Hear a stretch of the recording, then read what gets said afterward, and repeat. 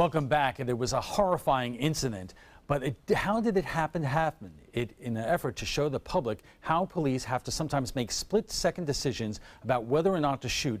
A 73-year-old woman was killed when a real officer with a real gun shot real bullets, killing her in front of her husband and 34 other people taking part in the Punta Gorda Citizens Police Academy. Law enforcement agencies across Florida and around the country routinely hold these academies to foster better understanding of the incredibly difficult job they have. In fact, I am a proud graduate of the FBI Citizens Academy in Tampa, where I underwent this very kind of training.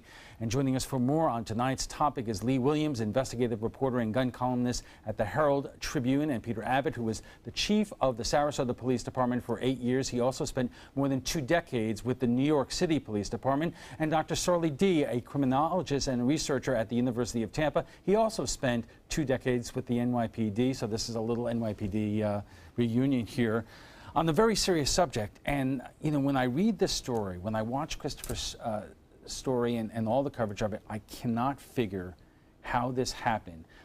Peter, you were the chief here, and I'm sure you were involved with these kinds of academies up in New York. Have you ever heard of a close call or anything like this before? It's not where I've worked. There are steps that you take to make sure that there are no live fireable weapons, no live rounds in a training scenario. When people go on a range and they're police officers, obviously there are different precautions taken, but when you're going through training, there's no real reason to have live rounds there. In fact, the chief down there said that there were protocols in place designed to prevent accidental shootings, but obviously something went wrong. Let me ask you all this question. You know, what Christopher showed us there was a computer simulation of shoot, don't shoot. When I took part in the FBI Citizens Academy, there was an entire room. The firearm was linked to the computer by a cable. How long have these simulations been around, one? And number two, does every department that offers these kind of citizen academies have access to these kind of computer programs? Yes. No, in the NYPD, the system has been around since the late 90s. So the simulation system has been around since the late 90s. And relative to the Citizens Academy, it actually began in 1977 in Exeter, England. And in 1985, Florida, the Orlando Police Department became the first police department in the country, in the U.S., to use and to adopt a Citizens Police Academy. And almost all agencies, in fact, today they have Citizens Academy in all 50 states, and all of them, most of them use simulations. How many agencies are out there, is it possible to even tell, that don't use that and do things like they did in Punta Gorda? I've been called by instructors, law enforcement, and civilian all over the country about this, based on some of the columns I've written. None of them, and these are people from all over the country, have ever heard of any police department using live rounds or using live weapons and pointing real guns at real people. None of them have heard of anything similar going on anywhere. Lee, the part of the description of what happened on that terrible day was that, you know, the officer involved supposedly checked to make sure that there were only blanks in the firearm. Just talk for a moment about, you know, how you make sure what's in the gun's chamber is. First of all, there's no reason for using real weapons on force training, period. It violates several rules of gun safety. You don't point a firearm at anything you're not willing to destroy. You treat every gun as if it's loaded. So using a real firearm is verboten. Everybody that's carved in stone gun safety rules were violated. So nobody is doing this right now. Now, from what I'm told and from what FDLE came up with, he loaded wad cutters in there thinking they were blanks. What are wad cutters are old-fashioned. Nobody really uses them that often anymore. The bullet does not stick out of the brass. The bullet is recessed in the brass, so there's no visible bullet unless you look in the end. So somebody gave them to him. We're told it was a lieutenant there at the PD, gave him a box of wad cutters. He loaded them up thinking they were blanks. If you're into guns, you understand firearms, you know that that wad cutter is a lot heavier than a blank, because obviously there's no lead in a blank. It's all moot, though, because there's no excuse and no reason for using real guns and pointing real guns at real people. Chief, period. When you've done these academies both here in Sarasota and with the NYPD, did you have computer simulators all the time? Not at the beginning. We used to have what we call a tactics house, and we would use what we call red barrels. There were firearms that would take, the 5-pin was taken out, they couldn't be, the chamber couldn't be opened, and we would put people, sometimes law enforcement officers, sometimes civilians, through a tactics house and put them in different scenarios. When, as the doctor was saying, later on, computer simulations came out. They have what they call a FAT system of firearms, a tactics simulator, and you would have a kick that would, not a real gun like you've been used to or you have used in the past, but you'd get that kick, so you'd have to kind of recenter your aim onto the target. We will pick up our discussion right after our check on our weather, so stay with us. There's a lot more. Welcome back. If you're just joining us, we are discussing the Citizens Police Training Academies. Last August, 73-year-old Mary Knowlton was killed at one in Punta Gorda. Our guests tonight are Lee Williams of the Herald Tribune, Peter Abbott, the former chief of police in Sarasota, and Dr. SORLE D, a criminologist at the University of Tampa and a former NYPD lieutenant. Lee, let me start with you because you looked into this situation. And talk for a moment about the use. This was Officer Cole's personal firearm. It was not department issued. As far as you know, did his higher-ups know this was taking place? Based on some of the FDLE reports that I've read, they did. That's why, in my opinion, there's blame at every link in the chain of the command there, as you could assign responsibility to. He knew he was using his personal weapon. There are lieutenants and sergeants and captains who told FDLE they were aware he was using a personal weapon, but they thought that there were people that were going to check it to make sure it wasn't loaded with live rounds. Who was supposed to check it? That's the question. They thought that there were people that were supposed to check it. They thought there were other officers that were supposed to check it. Nobody took responsibility for that. What I have written in my columns is I'm surprised that there wasn't one officer there that stepped up and said, no, we shouldn't do this. This is a real firearm. Let's stop and rethink this. But nobody stepped up. I mean, did they have these academies doing this way before?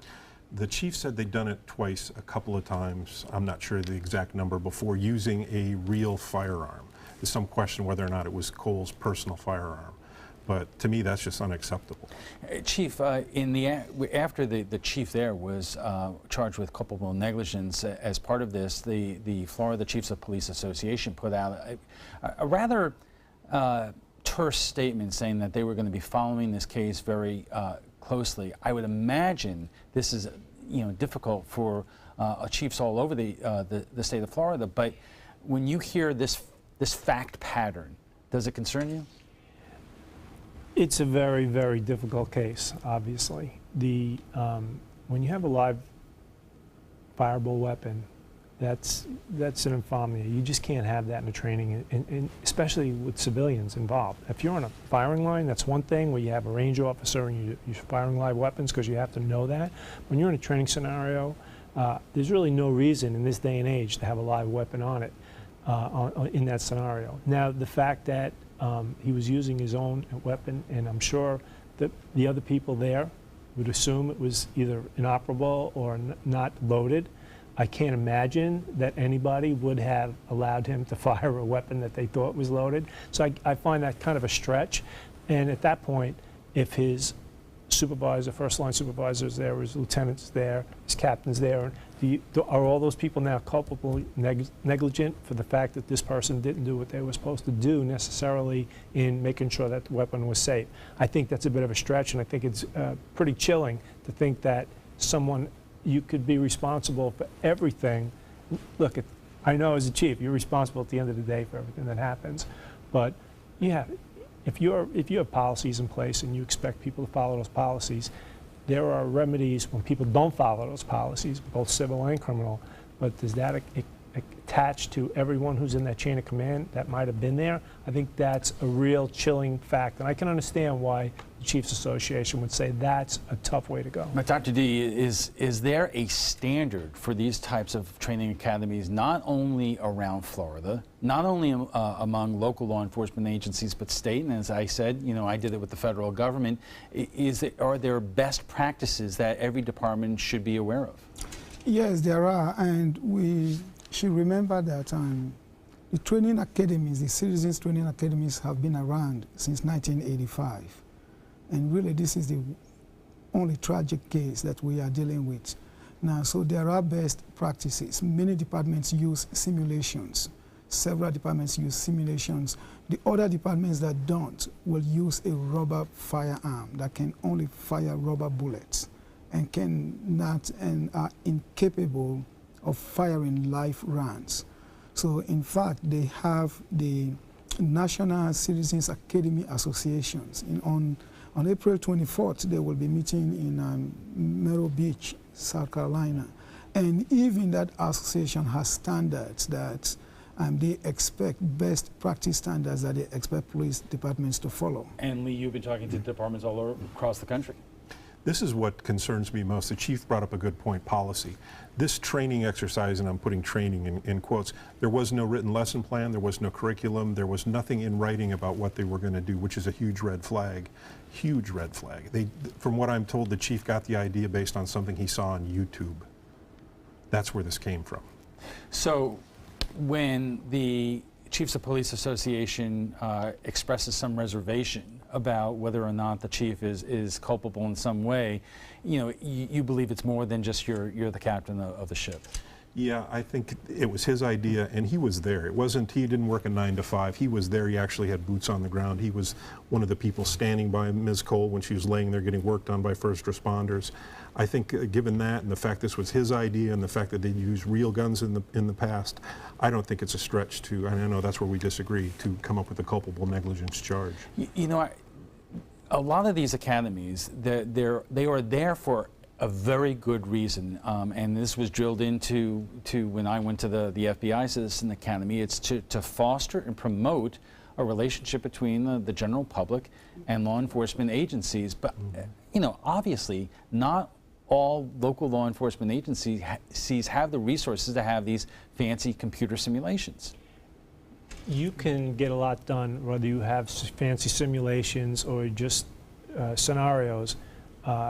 And a lot of that just has to do with putting folks that wouldn't normally be in those situations to feel that stress and to understand what an officer goes through. That doesn't mean they have to have a live weapon, exactly. And there shouldn't be a live weapon involved at any time. There's just too much that can go wrong. I can't imagine that the officers there watching this scenario thought, A, that was a live weapon, or B, that it was loaded. That would be very, how they couldn't get up at that point would be very difficult. But this is going on every day in different places throughout the country. They're having scenarios and training and letting people see what an officer goes through, so they have a little perspective, so they have a framework, so they make some of the same mistakes that are made, or make mistakes that officers maybe won't make because they get tensed up and nervous. And they're really, really good training devices and really good for people to have a perspective and an understanding of what officers go through, but they have to be done the right way. Dr. D, we have less than a minute left, but I want to ask you, do we simply write this off as a one-offer, that this was just a terrible tragedy, or what is the lesson to be learned here? This was a terrible tragedy.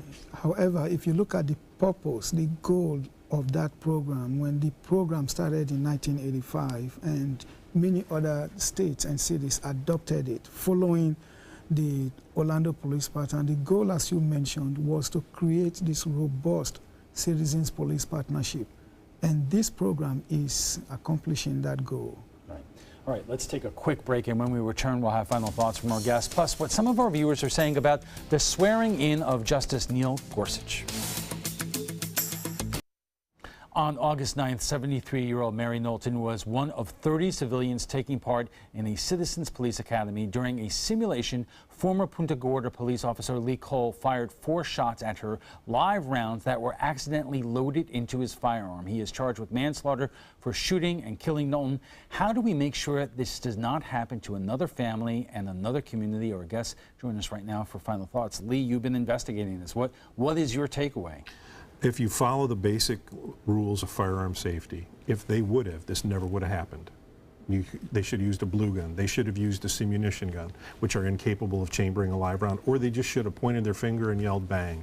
Basic rules of firearm safety: don't point a gun at anything you don't want to destroy. Treat every gun like it's loaded. Ms. Knowlton would be fine. And Chief Abbott, I mean, you have been the man in charge. I could imagine, you know, that you look at this and the hair goes up on the back of your head. I couldn't have said it better, because I couldn't imagine a live weapon being used in a training incident, training scenario, especially with civilians involved. It's such an outlier, as we were speaking when we were off camera, that I don't think it really is representative of what's going on in the rest of the United States. I think people are doing this safe. They're following their policies. They're using safety on the ranges. They're not injecting a live fireable weapon into the scenario, so you can't have that outcome. So, Dr. D, what should our takeaway be? We should remember that this program was established to bridge the gap, misunderstandings, to reduce misunderstandings between the public and the police relative to police actions. Law enforcement officers are tasked with making split-second decisions. And these scenarios, when they are replicated to civilians, will tell these civilians what some of the weight of responsibility that police officers have in their decision making. And it was an attempt to bridge that gap. And I think the program has been successful nationwide and should be sustained. And we have to leave it there. But before we go, we want to share with you what some of our viewers are saying about a historic event taking place today, the swearing in of Justice Neil Gorsuch. Gorsuch was confirmed by the Senate on Friday after Republicans took to the nuclear option to end a Democratic filibuster. Today, Gorsuch took a constitutional oath in a private ceremony, then a judicial oath at the White House. The 9-member Supreme Court will begin hearing cases next week. And here is what some of you are saying. Roger Dresden writes, court balance stays as it was before Scalia's death. It is the next one that will really count. Billy Brooks Jr. writes, guess corporations will be people for the next 10 years. And Judy Coyne writes, let's hope and pray this POTUS and this cabinet can transform our country back to what it used to be. Judy, I'm curious what you mean used to be. Let us know what you're thinking about the Citizens Academies and the incident in Punta Gorda by visiting our Facebook page at facebook.com/news@7. And FYI, want to watch past Roundtable discussions? They're available on Apple TV, Amazon Fire, and Roku. Thanks to our guests for being here tonight. Lee Williams is an investigative reporter and gun columnist at the Herald Tribune. Peter Abbott was the chief of the Sarasota Police Department from 2002 to 2010. He spent more than 2 decades with the New York City Police. And Dr. SORLE D is a criminologist and researcher at the University of Tampa. He also spent more than 2 decades at the NYPD.